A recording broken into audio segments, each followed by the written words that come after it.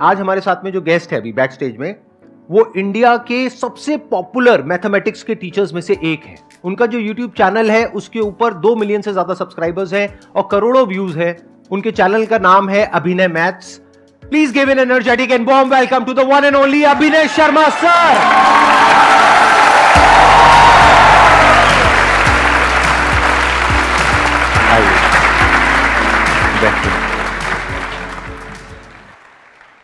आप I think एक तो मैथमेटिक्स पढ़ाते हैं और एक गवर्नमेंट एग्जाम्स की भी आप तैयारी कराते हैं, राइट? और आपका अपना एक इंस्टीट्यूट भी है प्लस ऑनलाइन आपका यूट्यूब चैनल है। बट मैंने फ्री एजुकेशन पे ज़्यादा फोकस किया है।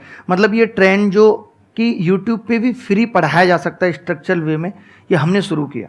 उससे पहले कोई कंप्लीट पढ़ाने के बारे में नहीं सोचता था। यूट्यूब को लोग ऐसे लेते थे कि यार ये प्रमोशनल है, बट हमने कंप्लीट सिलेबस किया और बच्चों से वो कनेक्टिविटी बनाए रखी कि आप यहाँ से पढ़ के भी सेलेक्ट हो सकते हो। और मैंने खुद अपने आप को पहले प्रूव भी किया कि मैंने 5 बार वो एग्ज़ाम क्वालिफाई किया। तो हमेशा से ये था कि बच्चों को क्लास में सिर्फ पढ़ाना मेरा मकसद नहीं होता था। मैं कहता था कि इनको बांधे रखना बहुत ज़रूरी है। तो अब हम तो किसी के अंडर पढ़ाते थे। तो एक दिन आगे हमारी कोचिंग इंस्टीट्यूट ऑनर ने मेरे को इतनी बुरी तरह झाड़ा, बोली आप संदीप महेश्वरी नहीं है और वो मैथ्स के लिए रखा हुआ है यहाँ पे, हमें ये काम कराना होगा तो हम संदीप महेश्वरी को बुला लेंगे। तो मैं 2012 में पहली बार मैंने कहा इसने ऐसे क्यों बोला। फिर मैंने तब आपको पहली बार जाना और उसके बाद बहुत सारे वीडियोज मैंने आपके देखे हैं और हमेशा बच्चों को भी कहा है और अपने अपने तरीके से बातों को आगे ले जाया है कि भाई इस तरीके से आप तैयारी करो, ये दिक्कतें आएंगी, सबके साथ आती हैं। मैंने संदीप जी मतलब जो लोग मुझे क्रिटिसाइज करते थे ना, मैं उनको भी कह दिया। मैंने कहा सुनो 4 साल बाद बताएंगे तुम्हें कि हम क्या हैं। कुछ नहीं है। सन 2014 में रोटी का जुगाड़ नहीं कर पा रहा था और मेरा रिजल्ट आया और उसमें मेरा सिलेक्शन प्रॉपर ठीक तरीके से नहीं हुआ तो मेरे रिश्तेदारों ने मेरी जान ले ली कॉल कर करके। मैंने कहा भाई सुनो, तुम्हें लग रहा ना बहुत बड़ी चीज है, कोई बहुत बड़ी चीज नहीं है, निकाली नहीं हमने, अलग बात है। और मैंने कहा आज तुम्हें पूछने की जरूरत पड़ रही है कि मैं क्या कर रहा हूं, लेकिन 4 साल बाद जरूरत नहीं पड़ेगी, तुम्हें अपने आप पता चल जाएगा कि मैं क्या कर रहा हूं। तो वो मुझे लगता है कि कह दो ना, शुरू से ही कमाल है। मतलब तो एक प्रेशर आ जाता है यार अब तो करना है। और एक चीज और भी होती है कि मैंने बहुत, संदीप जी जैसे आजकल चल रहा है, मैं नाम कमाने के पीछे नहीं भागा कि मुझे बहुत व्यूज या सब्सक्राइबर चाहिए। मुझे लगा कि एक कम लोग जाने लेकिन सम्मान की नजर से जाने कि हमने अच्छा किया है। मैंने देखा आपकी शुरुआत हुई थी बुलंदशहर से, राइट? बुलंदशहर में और गांव तब है। आप बहुत ही छोटे लेवल से एक लोअर मिडिल क्लास फैमिली से आप आते हैं। लोअर नहीं, हमारा तो ये हाल था जी कि 3 महीने केवल चटनी से रोटी चल रही है, सब्जी भी अफोर्ड नहीं कर पा। अच्छा, नॉट इवन मिडिल क्लास। हाँ, मतलब वहां से लेकर के आज जो आपका सफर है, आज मैंने देखा आपकी वीडियोस में आपने कई जगह पे बताया कि आपके पास में मर्सिडीज है, राइट? मेरे पास 9 अलग अलग ब्रांड्स की कार है। मेरा छोटा बच्चा 1 साल का, उसके पास भी 2 सीटर कार है। सर हमें भी कभी घुमा दो। मैं शुरू से थोड़ा सा बता देता हूं कि मैंने प्राइमरी स्कूल से पढ़ाई की 5th क्लास तक। लेकिन जो मुझे एक चीज अपनी लगती है, जो मैंने पिताजी से भी, कि जीतना एक आदत है। आप ये नहीं कह सकते कि मैं तब ऐसा करना अच्छा शुरू करूंगा। जीतना एक आदत मतलब घर में 3 भाई बहन है तो उनमें भी मैं सबसे आगे हूं, काम करने में भी। पिताजी का बिस्तर लगाना मैं सबसे आगे लगा दूंगा। तो जीतना एक आदत है जो डेवलप करनी पड़ती है। चाहे भले ही मैं घर की छत पे क्रिकेट खेल रहा हूं, लेकिन वहां भी मुझे जीत की भूख है। तो ये भूख डेवलप करनी पड़ती है। और जहां तक परेशानियों की बात है, तो परेशानियां तो हमेशा रहेंगी, तब भी थी, आज भी हैं, सिर्फ वजह बदलेंगी। हमें लगता है आज ऐसा ये नहीं है मेरे पास, इसलिए मैं ये नहीं कर पा रहा। कल को कुछ और नहीं होगा, लेकिन फिर भी करते रहना है। जो समस्याएं आएंगी उनसे सिर्फ एज ए वैक्सीन लेना है। जैसे लोग कहते थे कोविड हो गया तो अब ना कोविड की एंटीबॉडीज बन गई। तो अगर दिल टूट गया ना तो समझो एंटीबॉडीज बन गई, अगली बार टूटेगा ना तो फर्क नहीं पड़ेगा।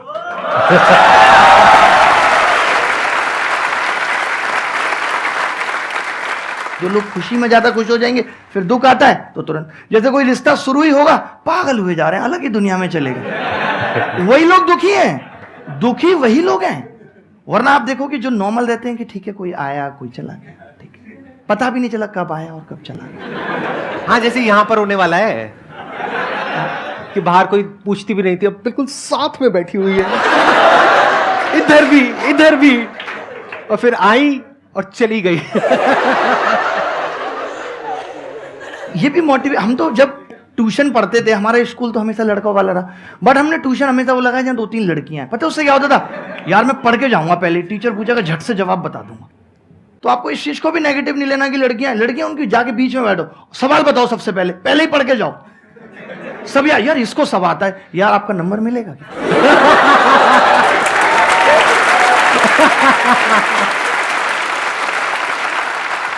उसके बाद 6th 7th 8th क्लास तक हमने गांव में अपना जीवन बिताया। 6th 7th एक स्कूल था, 8th में दूसरे स्कूल में गए। वो स्कूल कोएड था, लड़कियां भी उसके अंदर पढ़ती थी। मेरे को तो कोएड भी अभी 2014 में पता चला उसको कोएड बोलते हैं। मैं जब दिल्ली में 2012 में आया था, मुझे एक्सक्यूज मी मेट्रो में कोई बोलता था, मुझे लगता था ये मुझसे बात करना चाह रहा है। मैं आपको बता रहा हूँ कि मेरी अंग्रेजी बहुत ही मतलब लो ग्रेड जिसको कह सकते हैं वो है। लेकिन इनकी जो मैथ्स है वो कमाल है। और 10th में मेरे को पता है आपके 100 में से 100 आए थे, राइट? मैं 10th में भी 12th में भी। अच्छा, 12th में भी आए थे। तो इनका नाम अभिनय मैथ्स ऐसे ही नहीं है।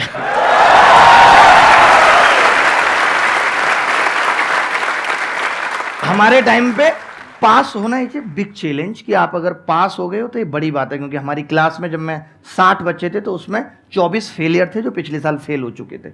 उनको भी पास कराने की मैंने जिम्मेदारी ली थी। मैंने कोशिश करूंगा सवाल बताने, क्योंकि गणित में ही फेल हो रहे थे वो लोग, और गणित अपना अच्छा था। 10th में तो मुझे बहुत हाई ग्रेड फीवर भी था, बट मैंने पेपर अपना आधे टाइम में निपटा लिया था। वो कैसे ऐसा हो पाया था, क्योंकि मैं ना गणित बहुत पढ़ता था। जैसे बहुत पढ़ने का मतलब है कि मैं कॉपी पे कॉपी बना रहा हूँ। मैंने बिजनेस चालू कर दिया था। सरकारी स्कूल में कुछ हो ना हो काम चेक होता है, तो मैं बच्चों को ना वो गणित की कॉपियां बना बना के बेचता था। 10 की कॉपी 5 का पेन, डबल रेट 30 रुपए।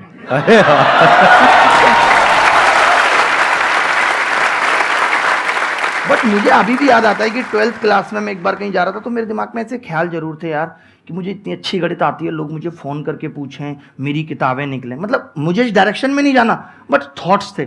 तो मैं यही मानता हूँ कि जो आपके थॉट्स आते हैं सच्चे दिल से, अगर आप ईमानदार हो तो वो चीज़ें जरूर पूरी होती हैं, वही रिफ्लेक्ट होती हैं। मेरी लाइफ में ऐसा मैं कुछ भी सोच लूँ, कुछ भी मैं सोच लूँ, ऐसा कुछ हुआ ही नहीं, ना खुद से ना खुदा से इतनी सी भी शिकायत नहीं है। सब कुछ पाया है जो सोचा है। तो सच्चे मन और ईमानदारी से अगर काम करो तो ऐसा कुछ नहीं है जो पाया नहीं जा सकता, कुछ भी अचीव कर सकते हो। बहुत बढ़िया। तो जब मैं दिल्ली आया था ना, तो मैं अपने घर वालों को भी ले आया गाँव से। तो मेरी माँ ने यही कहा कि तू हमारा खर्चा निकाल लेगा, पिताजी का तभी बिजनेस चल नहीं रहा। तो मैंने कहा मैं इतना ट्यूशन पढ़ा के कर लूँगा। तो मैंने 6000 में ट्यूशन पढ़ाया, 1500 रुपये में रेंट पे हम रहने लगे ग्रेटर नोएडा में, एक छोटी सी जगह में। 3 दिन रहे हुए नहीं हुए थे। सोचो मकान मालिक आके बोला आपको किसने रखा है यहाँ, मैं तो इसे बेच रहा हूँ। मैं उस दिन मेरी आंखों में आंसू आ गए कि मतलब हम यहाँ शिफ्ट हुए हैं ऐसे तैसे मैनेज करके, अब यहाँ से निकलना पड़ेगा। बट मैंने अपने पिताजी को देखा है जीवन में, मैंने उनको कभी ये नहीं देखा आज टेंशन है नींद नहीं आ रही। मैंने ये सीखा उनसे, लाइफ में कितनी भी टेंशन रहो रात को सो जाओ, सुबह बात करेंगे, जो भी होगा सुबह बात करेंगे, रात में तो कुछ नहीं कर सकते। वहाँ से हमने वो चेंज किया। आज शायद ग्रेटर नोएडा में इतनी सोसाइटी है, मैक्सिमम में हमारे पास फ्लैट प्लॉट पता नहीं क्या क्या होगा, और सब में मैंने सबको फ्री में रखा हुआ है। मेरी कोई रेंटल इनकम नहीं है। मैंने कहा जब जरूरत होगी तब ले लेंगे किसी से। सर आपके घर के बाहर ये सारे पहुंच जाएंगे। ग्रेटर नोएडा में ये था कि भाई नहीं, एक मिनट सर, मेरे को काफी इंटरेस्टिंग लग रहा है। आप ये कह रहे हैं ग्रेटर नोएडा में आपके फ्लैट्स हैं और वहां पे लोग रह रहे हैं, लेकिन आप उनसे रेंट नहीं लेते हैं? रेंट नहीं ले रहे, मतलब अभी देने भी कोई आता है, जैसे शुरुआत हुई अभी जैसे एक नया लिया, तो मैं कहता हूँ कि जरूरत होगी तब ले लेंगे, अभी आप रख लो, आप अपना काम चलाओ। और ऐसे कितने आपके 2000 5000 10,000 कितने फ्लैट्स हैं? मतलब इतने फ्लैट्स नहीं है, बेसिकली मेरे पास विलाज ही है सारी। अच्छा।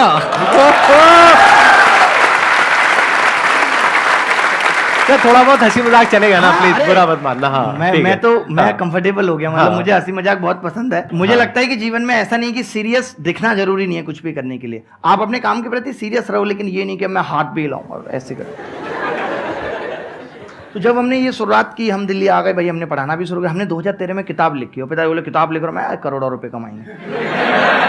किताब एकदम सुपर महाफ्लॉप, क्योंकि जब आपको कोई जानता नहीं है तो आपकी किताब पढ़ेगा क्यों। हमने 2000 किताबें छपवाई, कोई बिकी नहीं, मतलब 2-4 बिकी, और जिसने ली वो बोला किताब बहुत अच्छी है।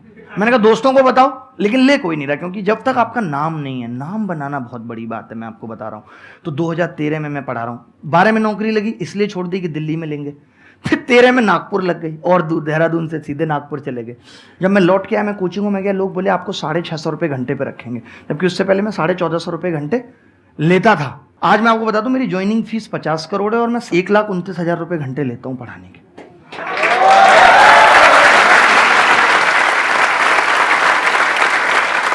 मेरे को थोड़ा झटका लगा है, तो मैं थोड़ा समझना चाहूंगा। आप क्या कह रहे हैं? मेरी ज्वाइनिंग फीस 50 करोड़ रुपए जैसे है। मैं अभी कहीं पढ़ा रहा हूँ, कहीं काम कर रहा हूँ, आप आगे बोलो कि यार अब आप हमारे यहाँ आ जाओ वहां से छोड़ के सब कुछ, तो मैं 50 करोड़ डिमांड करूँ। कराए मैंने अभी कल परसों किसी को। अच्छा, ठीक है।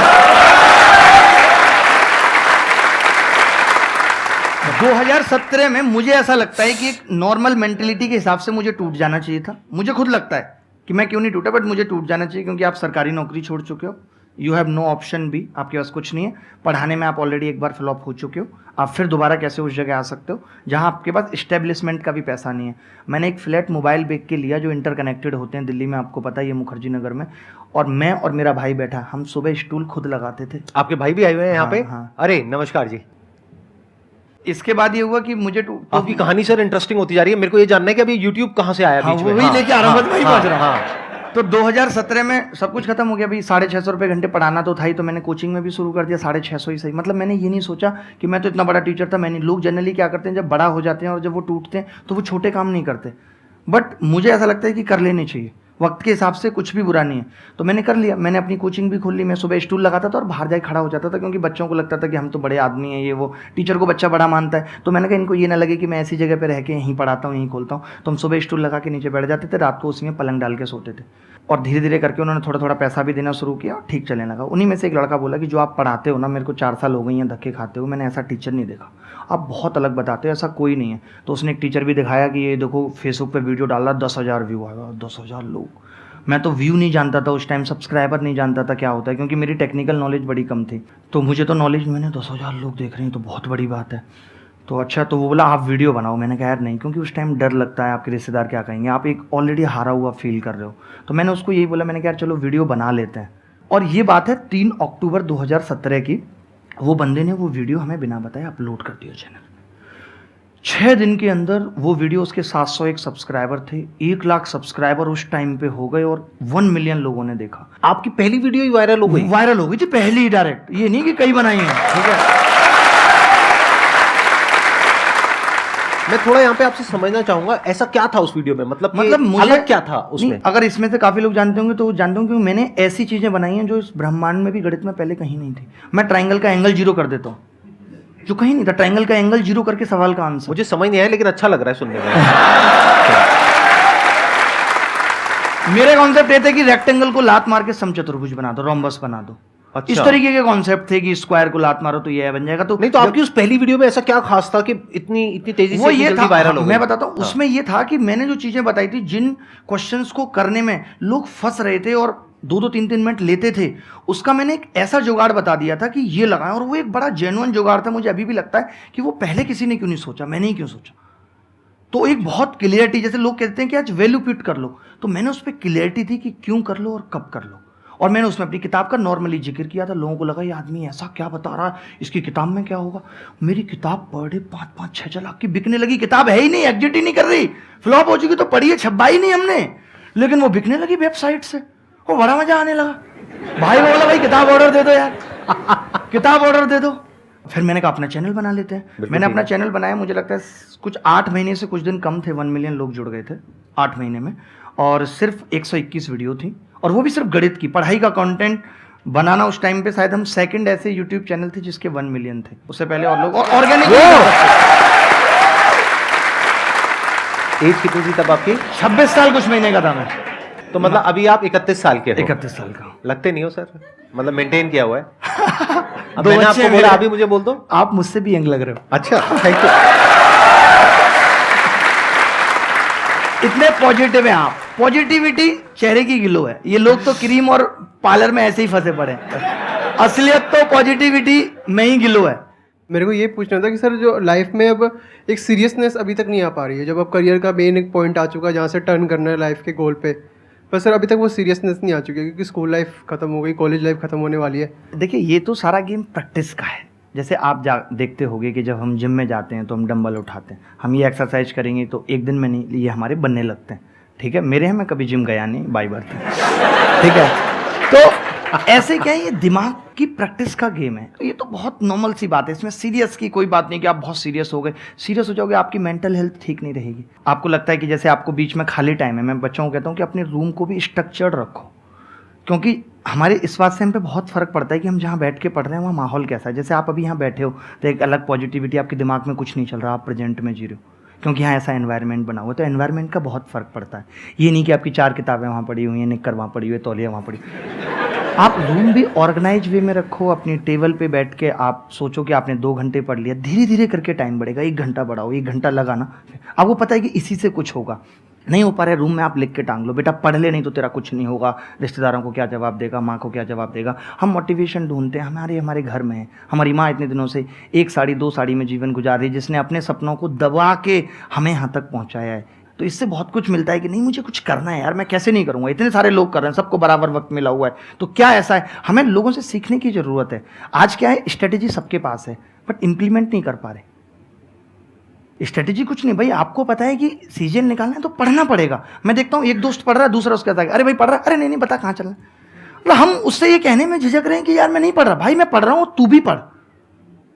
हम अगर अपने जीवन के दिनों का, सेकंडों का हिसाब लगाने लगे ना, तो कोई नहीं रोक सकता कि आज मैंने दिन में, जब आप रात को सो तो एक ही काम करना है कि आज मैंने दिन में क्या किया, इसका मैं जो चाहता हूं अपने जीवन में उसमें क्या फायदा होने वाला है, यस और नो, खुद से जवाब करना है। Excellent point. मैं यहां पे थोड़ा सा ऐड करूंगा कि सीरियस नहीं होना है लाइफ में कभी भी। बाहर से हंसते खेलते रहना है, अंदर से सिर्फ अपने काम को लेकर के सीरियस होना है। ये बिल्कुल ऐसा है, दिन और रात दोनों जरूरी है ना, जागना और सोना दोनों जरूरी है ना। तो बाहर से आपको हंसते खेलते रहना है, लेकिन अंदर से अपने काम को लेकर के, जो भी अपना लक्ष्य है, जो भी आप करना चाहते हो, उसको लेकर के बिल्कुल सीरियस रहना है। इस बात को ध्यान रखना। ज्यादातर लोग इसका उल्टा करते हैं। वो क्या करते हैं, बाहर से अपने आप को बहुत सीरियस दिखाते हैं, घर वालों के आगे ऐसे दिखाएंगे, अरे बहुत प्रेशर, बहुत पढ़ाई, अंदर से कुछ नहीं है। वही बैठ करके लैपटॉप पे रात को क्या कर रहे हैं सबको पता है। बाहर से दिखा रहे हैं मैं बहुत सीरियस हूं, अंदर से कोई सीरियसनेस है ही नहीं। तो इसका उल्टा करो, बाहर से ऐसे दिखाओ कि नहीं कुछ नहीं है, मैं तो मीडियोकर हूं, मैं तो ये हूं, मैं तो वो हूं। अंदर से आपको पता होना चाहिए। एग्जाम निकल जाए लोगों पूछे तू पढ़ता है, वो बाहर से लोगों को नहीं पता लगता। वो चीज रहनी चाहिए, बाहर से पता नहीं लगना चाहिए कि आप अंदर से क्या हो। जो अंदर से हो वो सिर्फ आपको पता है। और मेरा क्वेश्चन ये है कि जैसे आपने कहा कि हमेशा हंसते खेलते रहना चाहिए काम करते करते, तो कभी कभार ऐसा हो जाता है कि हम हवाबाजी ज़्यादा करते हैं, दिमाग हमारा डिस्ट्रैक्ट हो जाता है अपने टाइम से और टाइम मैनेजमेंट नहीं हो पाता। तो हम उस चीज़ को कैसे अपने दिमाग को फोकस करें फन के साथ साथ। आजकल का जो यूथ है वो शॉर्ट सक्सेस चाहता है। उसने किसी को देखा, अच्छा अरे ये तो वीलॉग बनाया तो मैं ऐसे बनाऊंगा, मैं भी ऐसे हो जाऊंगा।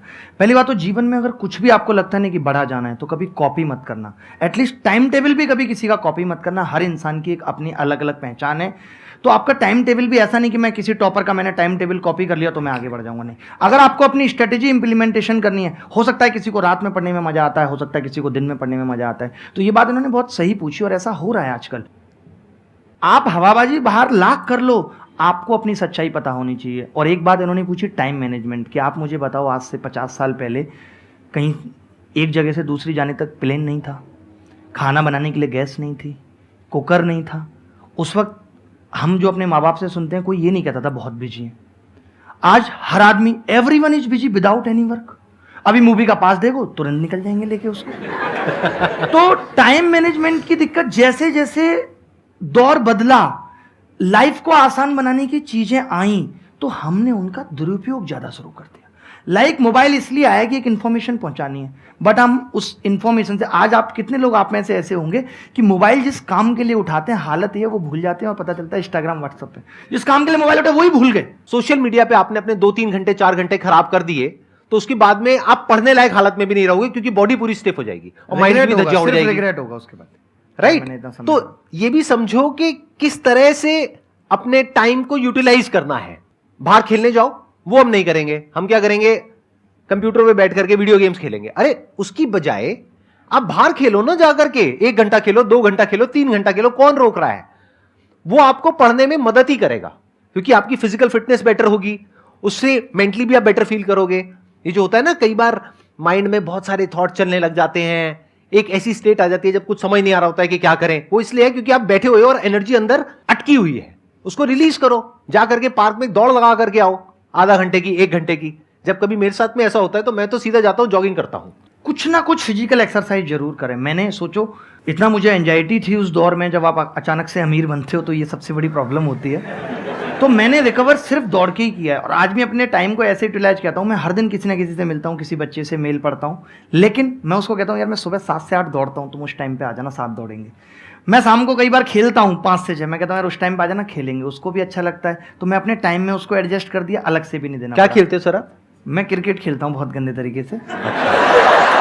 अच्छा। में फार्म हाउस है, काफी हमने बना रखा है, बहुत अच्छा। तो क्रिकेट का तो मुझे भी बहुत शौक है, मैं आना चाहूंगा आपके फार्म हाउस पे खेलने के लिए। बहुत मजा आएगा, और इंस्टेंट आपको हम ताजे गाय की दूध की चाय पिलाएंगे। हमारे पास गाय भैंस 2 फार्म हाउसेस हैं हमारे। हम भिंडी से लेकर के लौक की चीनी सब कुछ घर का खाते हैं, उसके अलावा बाहर का पक्का कहीं बाहर पीछे जाकर के मना मत कर देना कि नहीं वो कैमरे में था ये दिखाने के लिए। रिसेंट आएंगे तो इतना मीठा भुट्टा कि शायद शुगर फेल हो। मैं अगर अपनी पूरी फैमिली के साथ आऊं तो चलेगा? फैमिली के साथ ही चलेगा, पूल वगैरह सब कुछ है, बहुत बहुत enjoy। सर बिल्कुल एंड आ गया है, मैं भी एक आध डायलॉग मारता हूँ, आप भी एक आध डायलॉग मारना, और बस यहीं पे खत्म खत्म कर खत्म देंगे करते इसको। हैं। बस शायरी के साथ कर 1-2 मिनट के अंदर ना, आप शायरी पे खत्म करना। मैं क्या कह रहा था, मैं भूल गया, आप शायरी पे खत्म करो।